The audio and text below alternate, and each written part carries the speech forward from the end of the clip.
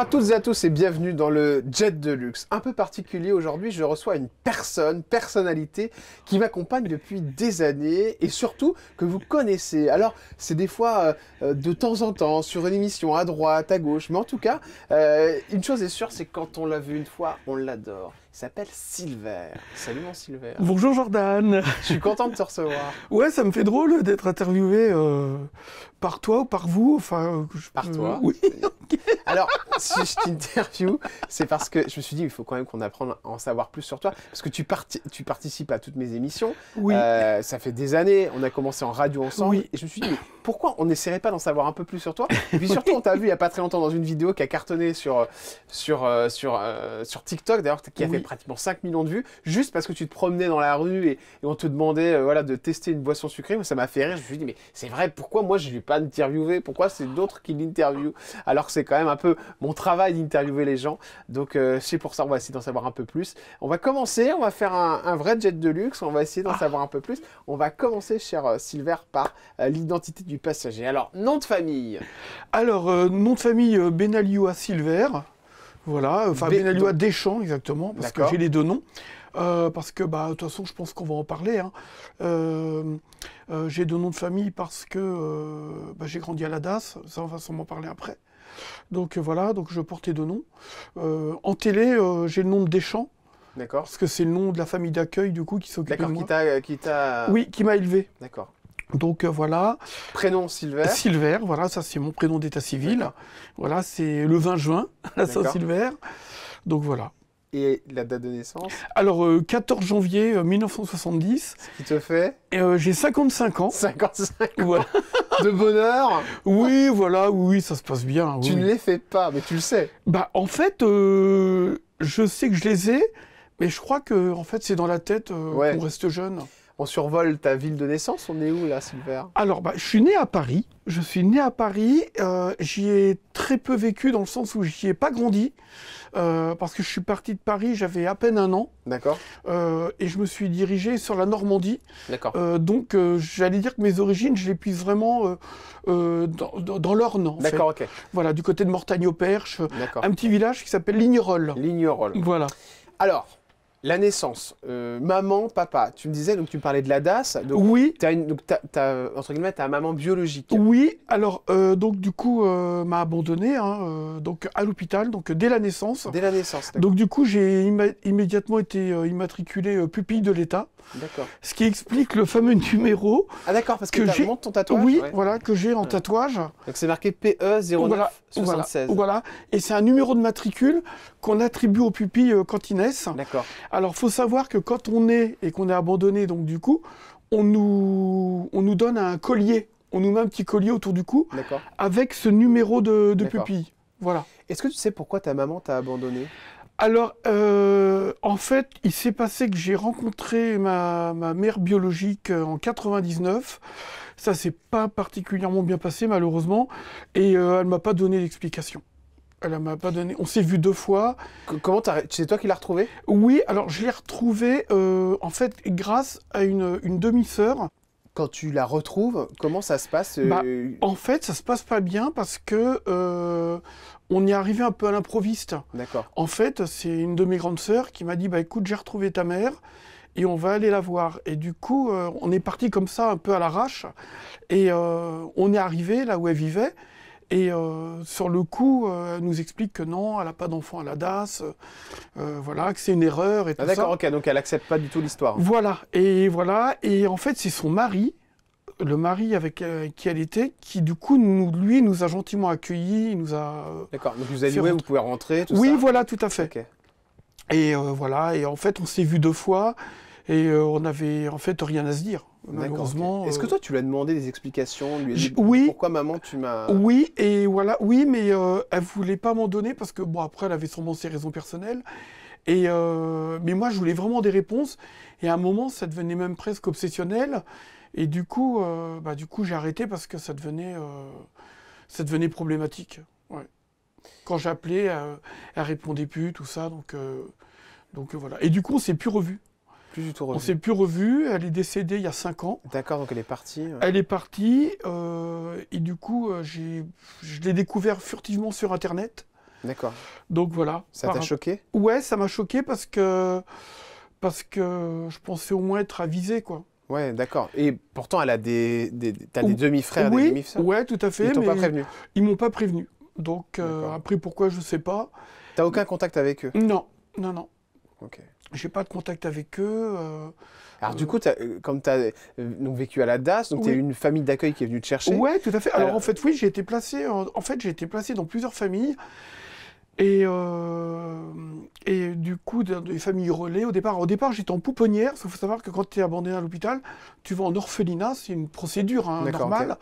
Tu es placé, et là, au bout de quelques mois ou de quelques années, bah, tu es proposé dans les familles d'accueil. D'accord. Donc j'ai fait 2 premières familles d'accueil, puis la troisième où là j'ai grandi, chez qui j'ai grandi, D'accord. Donc à Lignerolles. maman s'appelle comment? Jacqueline D'accord. Et papa? et Régis. D'accord. Voilà, donc du coup. Tu l'appelles maman? Oui, bien sûr, oui, oui. Et mon père, qui est parti, je l'appelais papa aussi. D'accord, ok. Et voilà. Le père biologique, on n'en a pas parlé, mais du coup, tu connais... Non, mais je suis en recherche. Je suis en recherche parce que, bon, ma mère m'avait... enfin, le peu d'explications qu'elle m'avait dit, je peux le dire, c'est vraiment la première fois que j'en parle, m'avait expliqué qu'elle avait apparemment travaillé dans le milieu artistique. D'accord. Donc voilà. Ça veut dire quoi? Ça veut dire que le papa est connu? Elle m'a dit que le père était connu. Après, je n'ai pas cherché. Ça veut dire que ton papa est une personnalité Je sais pas parce que qui aurait eu une aventure avec ta mère, en fait. Après, moi, elle m'a dit que mon père était quelqu'un de connu. Après, moi, j'ai pas été creusé plus loin. C'est incroyable, ça. Ouais, voilà, j'ai pas vraiment. T'as j'ai des pas idées cherché. ou pas? Non, mais Parce que, bon, on va pas se mentir, Ouais. tu ressembles un peu à Coluche. ouais. Ça mais- pourrait coller ou pas? Alors, quand tu fais le calcul des dates, c'est vrai que ma mère, elle est née en 48, Coluche, il est né en 44. Donc c'est vrai que ça pourrait coller.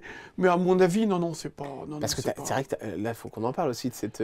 Oui, tu lui ressembles. C'est une volonté de lui ressembler ou pas? Non, c'est vraiment le hasard en fait. D'accord. C'est vraiment le hasard de lui ressembler. C'est parce qu'en fait, j'ai plus de choses dessus. Là, donc je suis une calvitie.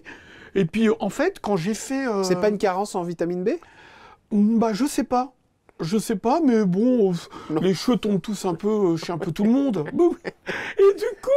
Et du coup, en fait, de garder les cheveux comme ça, c'est une idée que m'avait soumis le directeur de l'Académie audiovisuelle. Oui, Richard Là où Joffo. voilà, Richard Joffo.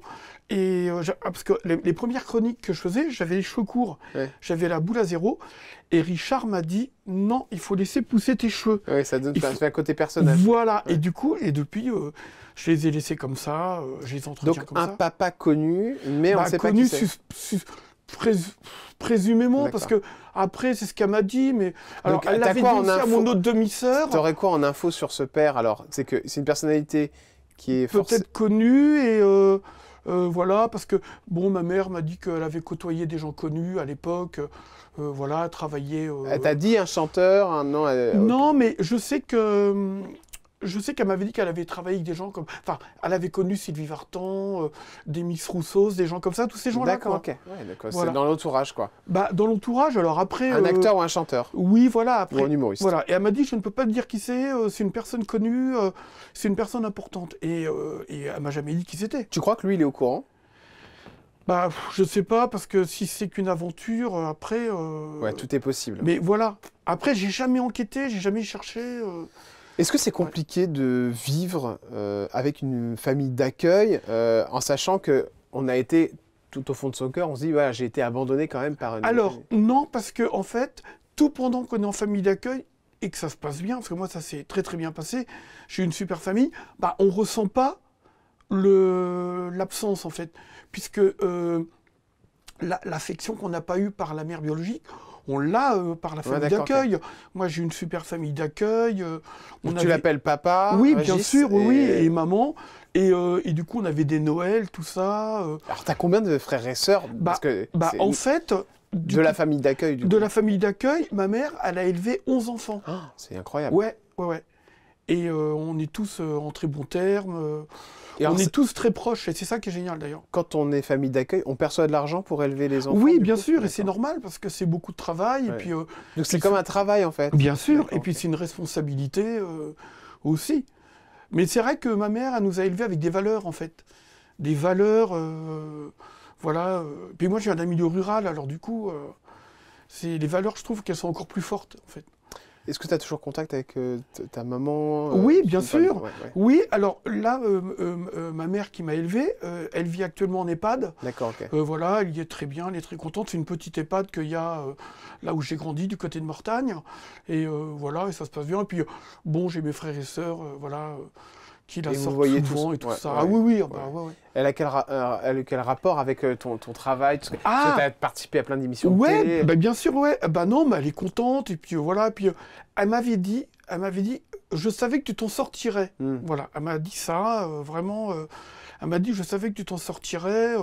Voilà, parce que j'étais pas. Après, c'est vrai que j'étais pas non plus un enfant difficile. Ouais. J'étais pas, voilà. Ah bah ça c'est clair que tu as une différence, d'ailleurs que tu la cultives, on en parlait tout à l'heure avec ses cheveux et puis ce faciès, c'est extraordinaire. Il y a quelque chose qui sort vraiment de toi quand on te regarde et quand on te parle, je pense que les gens te le disent dans la rue, c'est ta gentillesse. Et d'ailleurs, elle a été utilisée dans énormément d'émissions, parce que tu as travaillé dans plein d'endroits, il y a eu l'ACAD, il y a eu Télésud. Oui, il y a eu Télésud. Mais surtout, tu as aussi été un des proches collaborateurs de Coé, dans la quotidienne. Alors, j'ai travaillé avec Coé, oui, j'étais son chroniqueur aussi, ça se passait très très bien.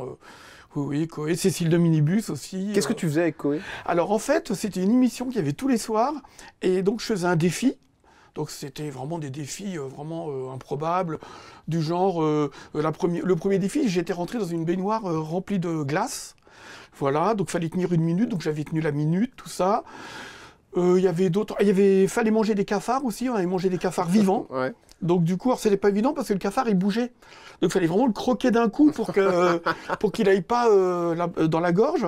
Donc il y a ça. Et, à un moment, je suis rentré dans une baignoire de mayonnaise et de. D'accord. Voilà, et de ketchup. Enfin, il y avait plein de trucs comme ça, quoi. Ah oui, on avait marché aussi sur de la braise.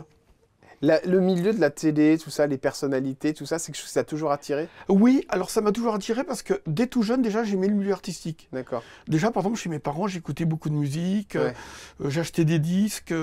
T'es fan de certaines personnalités? Oui, alors ma star préférée, c'est Vanessa Paradis. D'accord, ok. Je l'adore vraiment. Tu connais tous ses titres par cœur? Ouais, alors peut-être pas par cœur, mais je connais bien sa discographie.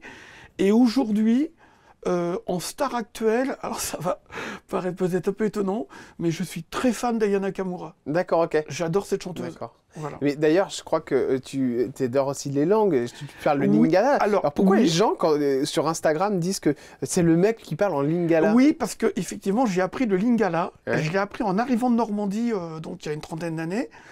Et du coup, c'est une langue qui s'apprend bien. Hein. Vraiment, quand tu plonges bien dedans, ça s'apprend bien. Tu peux me dire quoi, par exemple, en lingala là? Bah, Nasepili Mingi, Koya Awanayo, je suis heureux d'être là avec toi.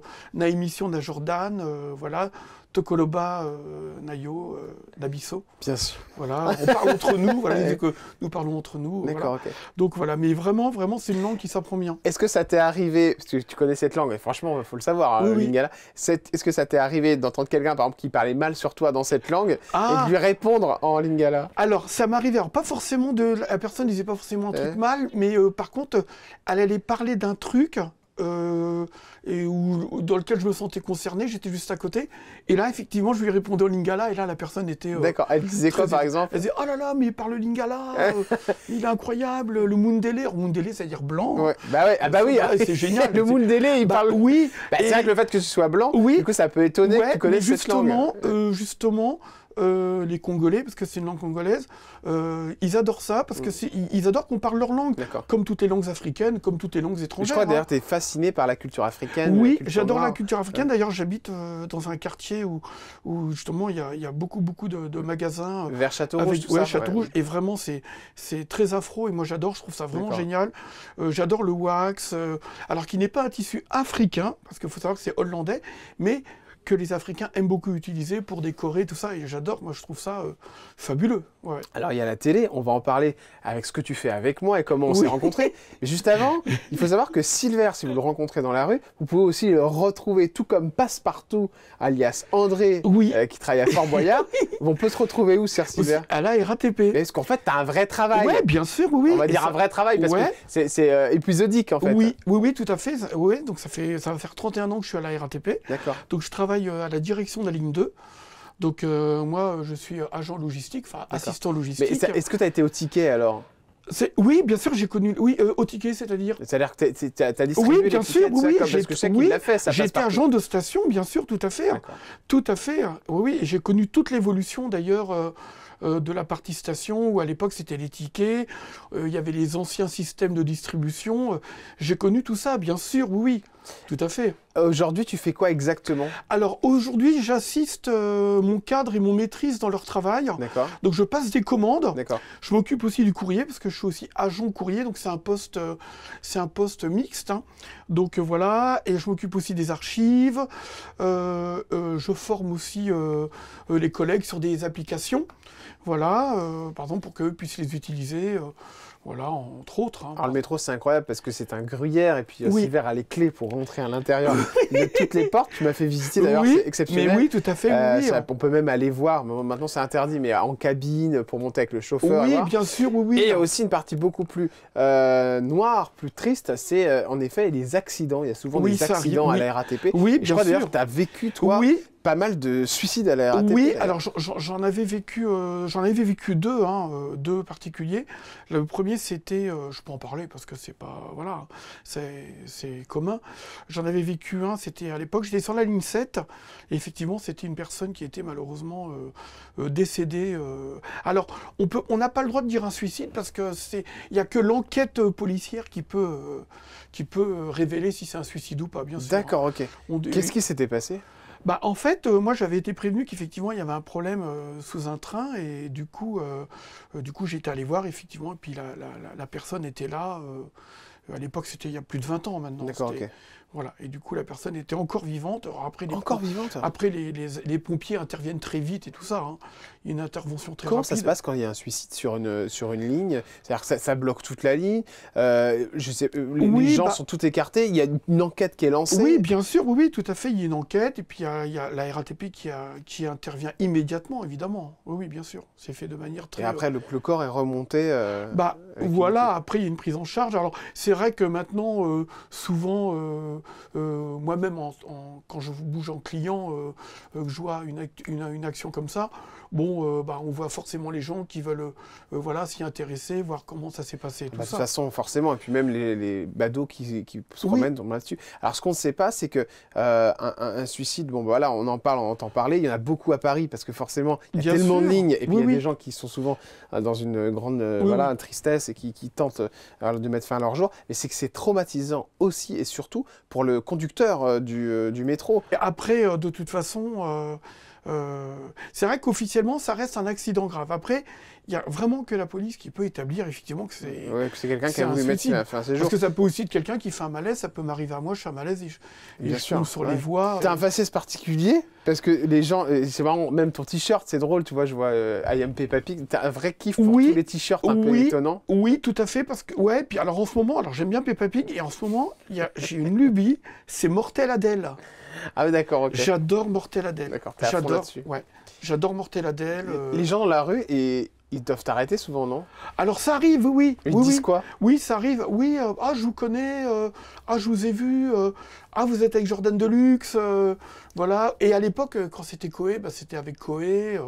Et puis voilà, quoi, tu vois. Alors, Jordan Deluxe, c'est moi, et Oui. Sylvain, on s'est rencontrés lors d'une émission de radio qui s'appelle Voltage. Alors ça, c'est le nom de la radio, et l'émission s'appelait Tout peut arriver. Moi, je me lançais à la radio il y a une dizaine d'années, et je cherchais un chroniqueur, une ribambelle de chroniqueurs, et j'avais décidé de faire passer des castings.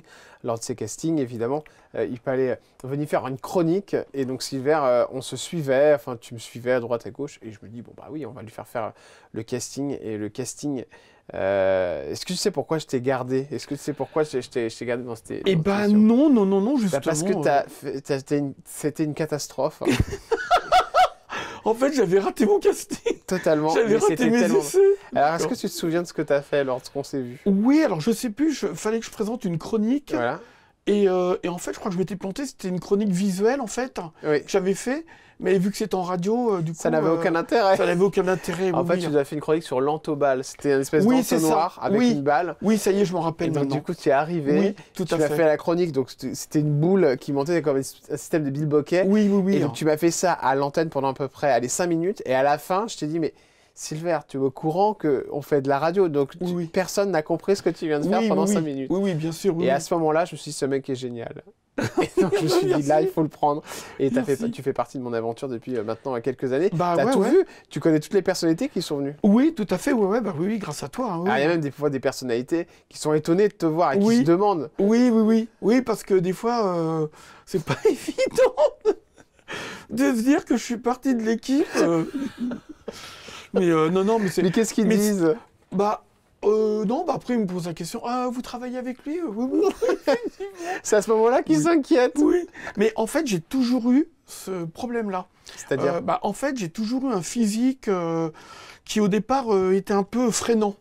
D'accord. Oui, et je l'ai même vécu au travail, hein, dans mon boulot. Ah oui, bien sûr. Oui.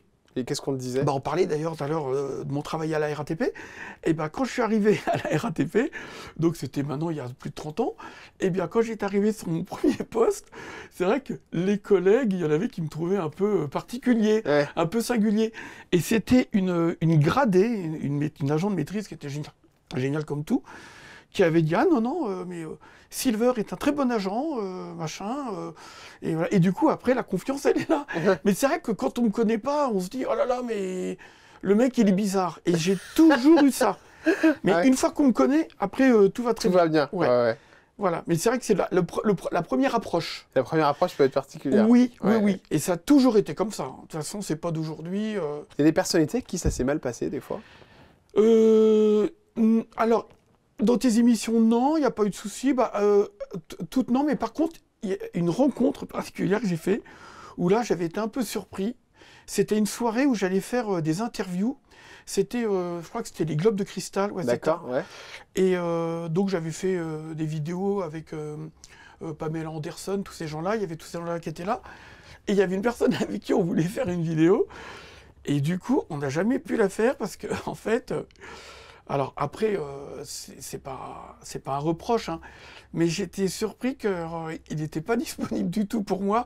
Je pense qu'à mon avis, il devait y avoir un problème avec ma tête. Le seul avec qui, et je le dis d'ailleurs souvent quand c'est comme ça, le seul avec qui il y a eu une approche qui n'a pas pu se faire du coup, c'est avec Pascal Obispo. Ah, c'est du lourd, hein. Bah oui, c'est du lourd. Je croyais que t'allais sortir un vieux mec des années 80. Non, Pascal Obispo, je voulais l'interviewer et du coup... Peut-être que c'était peut-être ma tête qui était chaude. D'accord. Mais qu'est-ce qu'il a dit? Il a dit non, je fais pas l'interview. Non, pas maintenant. Non, pas tout de suite. Non, plus tard. Jamais. Et en fait, ça s'est pas fait. Voilà. Tu le cultives, ce look? Je le cultive. En fait, je reste comme je suis. D'accord, ok. Ouais. Je reste comme je suis. Puis je me dis bon, de toute façon, voilà. Les gens m'acceptent quand même. Ouais. Franchement, les gens m'acceptent en fait. Hein, donc, parce qu'en fait, les gens.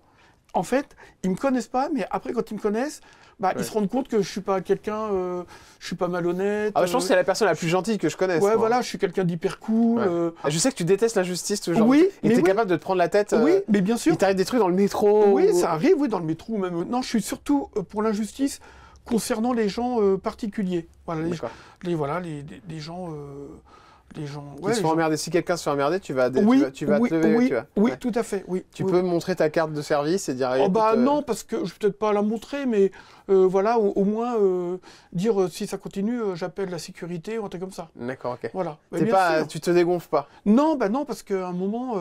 Alors après, il ne faut pas non plus se mettre en danger, hein. Tu vois, et c'est partout, c'est pas que dans le métro. Quand je prends le métro, ça peut même être dans la rue. Alors ça va très loin. Hein. Tu fais aussi, tu fais très attention. Je crois que tu doubles tous tes sacs, tout ça. J'ai des tocs. T'as des tocs. Mais oui, alors je vérifie 10 fois que j'ai fermé la porte à clé. Je vérifie les robinets, les sacs, je les triple. Mais pourquoi tu triples? Parce que j'ai peur que le sac craque. D'accord, donc quand tu achètes un sac, tu en achètes 3. Oui, pardon, je vais à la Fnac régulièrement. Eh bien, la dame, sur le truc, je prends 3 sacs à 30 centimes. Ouais. Parce que j'ai peur que les sacs craquent. Et je pense que c'est très psychologique. Hein. Voilà. Oui, justement, tu t'en es posé la question des fois. En fait, je pense que les gens de la DAS, alors après, peut-être pas tous, je vais parler pour moi, je pense qu'on est en recherche de sécurité. D'accord. Parce que je pense que l'abandon, et moi je le dis toujours, l'abandon, c'est... en fait, on te jette un peu dans la nature. Donc, t'as pas les bras, il n'y a pas les câlins, il n'y a pas tout ça quand t'es abandonné. Ouais. Et les psychologues, beaucoup de psychologues disent qu'effectivement, tes 3 premières années d'enfance, C'est ça qui te construit, en fait. Ouais. C'est ça qui te, tu vois, qui fait que tu vas te sentir en sécurité et tout ça, tu vois. Concernant cette maman alors qui est partie, aujourd'hui, est-ce que tu as réussi à lui pardonner le fait? Alors, actuellement, je suis... je vais pas te mentir, hein, j'ai beaucoup de colère. Beaucoup de colère, ouais. Énormément de colère, ouais. Vraiment, vraiment, des colères très violentes. Parce que, justement, je voulais avoir des réponses qu'elle n'a pas voulu me donner ou qu'elle n'a pas souhaité me donner. Et ouais. Parce que, du coup, aujourd'hui, je suis un peu dans l'interrogation, quoi. Tu vois? Tu cherches ton passé. Oui, bah bien sûr. Et puis, j'ai pas d'éléments, j'ai pas tout ça, enfin, pas vraiment d'éléments, à part ce qu'elle m'a dit. Si Ouais. tu l'avais en face de toi là, maintenant elle est partie, Oui. tu lui poserais quelle question? Eh ben, je lui demanderais de me dire, effectivement, qui est cette personne, euh, qui est mon père, et oui, et pourquoi elle s'est séparée de moi. Ouais. Ouais, ça, C'est bien d'avoir des explications, c'est important. Pour ta construction, c'est très très important. Alors justement, tu parles de construction. Ouais. Tu es un enfant qui a vécu des choses compliquées. Est-ce que tu as eu envie aussi, toi, de créer, de créer une famille, Ah, non, d'avoir non. une copine ou un copain? Non, j'ai pas eu envie d'avoir d'enfants, parce qu'en fait, je pense que je me serais pas senti capable. D'accord. Ouais. Et le couple? Non plus. Je suis célibataire. Tu n'as jamais été en couple de ta vie? Non, je suis vraiment tout seul. Ouais. Je suis vraiment tout seul. Et Je pense que c'est une envie? Non, parce que c'est un isolement en fait. Je pense que c'est un isolement. Tu vois, je vais te dire quelque chose. Je vais te dire là, je suis une thérapie en ce moment. D'accord. Je vois un psychologue qui est en train un peu de décortiquer tout ça, toutes les blessures qu'il y a, D'accord, ok. pour y trouver des explications. Et il pense que chez moi, il y a beaucoup de censure. Ouais. Voilà, il pense qu'il y a de la censure, et que du coup, ça peut être dû effectivement à des choses que je m'interdis. Voilà, je D'accord. m'interdis beaucoup de choses en fait. Comme quoi, par exemple? Bah, un exemple simple. J'ai été élevé en famille d'accueil. Ma mère donc d'accueil, ma maman, hein, donc est en EHPAD. Et bien depuis qu'elle est en EHPAD, je ne suis pas retourné à la maison familiale. Je me l'interdis. D'accord, ok. Parce que je me sens pas légitime de y aller en fait. D'accord, ok. Puisqu'elle y est plus. Voilà, tu vois, ça c'est un truc très lourd, tu vois. Enfin, voilà, très important. Ouais, tu fais attention à tout. Ouais, voilà. Je me sens pas légitime de y aller. Tu t'interdis aussi les vols, je crois, d'avion, tout ça. Oui, alors je prends pas l'avion. Ouais, j'ai peur de l'avion, je l'ai jamais pris, hein. Donc j'ai peur de l'avion, je peux prendre le train, j'adore le train. Bon, bah j'ai le permis, je conduis un petit peu les voitures, mais je conduis pas beaucoup. J'aime pas conduire dans Paris. D'accord, ok. Si quelqu'un te rencontre dans la rue, si cette personne a quelque chose à te dire, qu'est-ce qu'elle peut te dire qui te ferait plaisir si les gens voient cette vidéo? Alors, bah qu'elle m'aime bien, que voilà, on aime toujours avoir des compliments comme ça. Voilà, on aime être apprécié. Bah justement, tu l'as vu sur une vidéo qui a circulé, c'est un truc de fou, c'est une vidéo que tu as faite, c'est pour une petite marque d'ailleurs de boisson qui a été repartagée, et moi je suis tombé là-dessus, j'ai halluciné, je me dis mais c'est fou. Et la vidéo a fait 4,5 millions de vues, hein, ça va pratiquement approcher les 5 millions de vues. Et ce qui est fou dans cette vidéo, c'est que en fait, tu as 470 000 j'aime. Oui. Et les messages, c'est incroyable. Tu vois, alors c'est marrant parce que ça marque. Mais qui est-il? Il est incroyable. Il a l'air adorable. Je refuse de croire que cet homme a des ennemis. Ce gars est dans l'équipe de Jordan Deluxe, donc bah oui. Voilà. Oui, il y en a qui identifient. C'est pas lui dans les vidéos qui parlait en lingala. Alors il y a des gens qui disent merci d'exister, monsieur. Tu vois, c'est trop drôle quand même. Ce mec n'a pas d'ennemis. Il est vraiment gentil. Mais mon Dieu, que cet homme soit heureux toute sa vie. Ah bah merci. Mais il a l'air d'avoir un cœur en or. Il a l'air trop gentil. C'est fou parce que j'ai rarement vu. Vous me le protégez celui-là. J'ai rarement vu autant de messages sur une personne mais positive. Parce qu'en général TikTok c'est là où on déverse. Oui. Non, c'est touchant. Alors je pense que la vidéo en lingala, c'est une vidéo en fait que j'avais fait avec NASA. Parce que je connais NASA, on se connaît, et du coup, à chaque fois qu'on se rencontre, il aime bien faire une story en lingala. sur laquelle, du coup, je parle lingala. D'ailleurs, je le salue. D'ailleurs, Et quelque chose de très drôle qui a fait beaucoup rire les téléspectateurs, c'est cette fin où tu parles de ton t-shirt. Regardez, ça c'est extraordinaire. Et vous avez vu, regardez. Ah oui, oui, oui, Vous avez vu, regardez, c'est oui, Sonic. oui, j'adore Sonic. Mais Et alors, puis- c'est marrant parce qu'en fait, tu es réfugié un peu dans tous les trucs d'enfance. Oui, non exactement. Et c'est de pire en pire. Ah En bon ce moment, je me suis racheté un jouet qui s'appelle l'arbre magique. Et c'est un arbre qui s'ouvre, que j'ai racheté une dame sur Internet. Et ouais. Et je me suis racheté quelques jouets que j'ai eu quand j'étais petit, D'accord. que j'ai mis chez moi en décoration. D'accord, ok. J'ai besoin de ça. C'est comment chez toi? Bah, en fait, moi, j'ai un 2 pièces. D'accord. Donc, c'est un 2 pièces. Mais alors, je veux dire, il y a beaucoup de choses, Non, c'est il y a- luxueux. c'est- Non, mais non, pas du tout. J'ai très peu de choses. Je suis quelqu'un qui est minimaliste. D'accord, J'adore Marie Kondo. Marie Kondo, c'est une spécialiste du minimalisme, d'accord. c'est-à-dire ne pas avoir beaucoup de choses chez soi, virer les choses dont on n'a pas besoin, voilà, de se désengorger de plein de choses. D'accord. Voilà, chez moi, j'ai très très peu de choses. Et c'est ça qui est génial. En fait, on se sent libre. Quand on n'a pas beaucoup d'objets, on se sent libre. On va terminer avec une question, évidemment. Quand on s'appelle Silver Deschamps, Oui. combien on gagne à la RATP? Ah ben je peux le dire, parce que de toute façon, il y a les grilles de salaire. Ouais. Alors, il faut que j'apporte une précision. On a eu un PDG qui s'appelle Jean Castex, Ah oui. qui a... Moi, j'adore cet homme. Je l'adore. Donc tu l'as rencontré? Mais je l'ai rencontré plusieurs fois. Mais- Il est venu dans nos Et services. il t'a dit quoi? Il est venu te voir? Oui, et puis c'est quelqu'un qui se met à ton niveau. C'est quelqu'un de très simple, alors que c'est quand même l'ancien Premier ministre. Ouais, bien sûr. Et il se met à ton niveau, il se met au niveau des salariés. Alors j'ai fait des selfies, il te prend par le cou pour faire les selfies. Ouais. Il te regarde pas comme ça. Il est mais d'une simplicité. C'est quelqu'un vraiment que j'adore parce Et il que vous a augmenté, c'est ça? mais grave. Ben, je te le dis, moi je peux le dire, je le cache rien. Ça doit faire presque 4 ans qu'il est là. Et j'ai eu une très belle augmentation de salaire. D'accord. On a eu des augmentations. Et vraiment, je le remercie, moi je le dis. Je le dis parce que vraiment c'est top, quoi. Non, on a... T'as évité ma réponse quand même. Ah bah si, je peux te dire, bah si, en net, je peux te dire, c'est pas un secret, hein. Il y a les grilles de salaire, c'est un document public. Moi, ben écoute, je suis à 2500 et quelques nets. D'accord. Voilà. Ah ouais, donc c'est un Oui. joli salaire. Mais oui, c'est super. Et la retraite? Bah la retraite, en fait, je peux déjà partir en retraite. C'est fou, alors que t'es Oui. tout jeune. Bah j'ai 55 ans, ouais. Oui.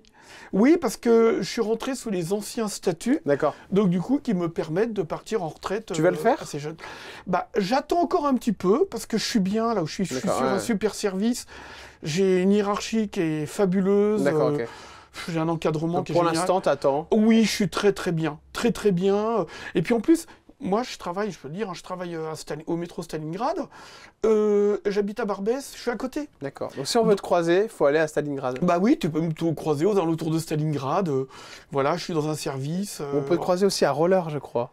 Oui, alors, alors, tu parles des rollers, hein, ça? Ouais, oui. bah oui. Alors, oui, j'en fais beaucoup moins maintenant parce que les rues de Paris sont devenues quand même, alors je vais pas dire dangereuses, mais il faut vraiment faire attention parce qu'il y a les trottinettes, il y a les vélos et Ah, je tout pensais ça. pas que t'allais dire du mal d'Anne Hidalgo. Mais j'adore Anne Hidalgo. Mais moi, j'adore Anne Hidalgo. Mais bien sûr, bah, tu le sais bien.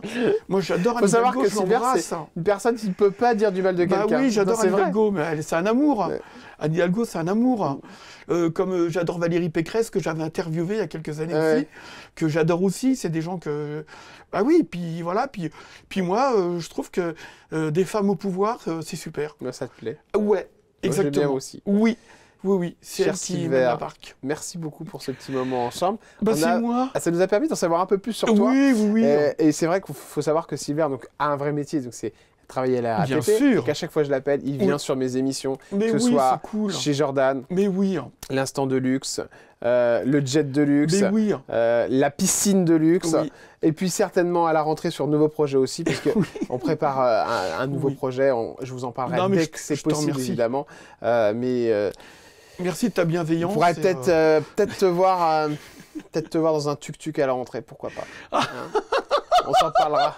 Encore peut-être une nouvelle aventure ensemble. Merci, cher Silver. C'est moi C'est un qui te grand remercie, plaisir. Jordan. Bah, merci. J'étais ça- content de t'interviewer parce que je me Oui, dis, tiens, tu ça va être m'attendais sympa. pas. Bah non, mais essayer d'en savoir un peu plus sur toi, qui Oui. tu es. Et moi, je voulais te remercier aussi de ta fidélité, de ta gentillesse. Et puis, je peux te dire, tu es vraiment un de mes meilleurs amis. Bah, Et merci, je suis ça me très touche. content de t'avoir dans ma vie, mon chéri. Merci. Merci beaucoup. Bisous, Merci, mon Jordan. Mon Silver. On se retrouve très vite pour un autre jet de luxe. C'était un mini jet de luxe et ça nous a permis d'en savoir un peu plus sur les gens un peu farfelus qui jalonnent ma vie, qui partagent ma vie. Ah oui. Voilà. Un peu farfelu quand même, on va pas se mentir. Oui, oui. À bientôt, ciao.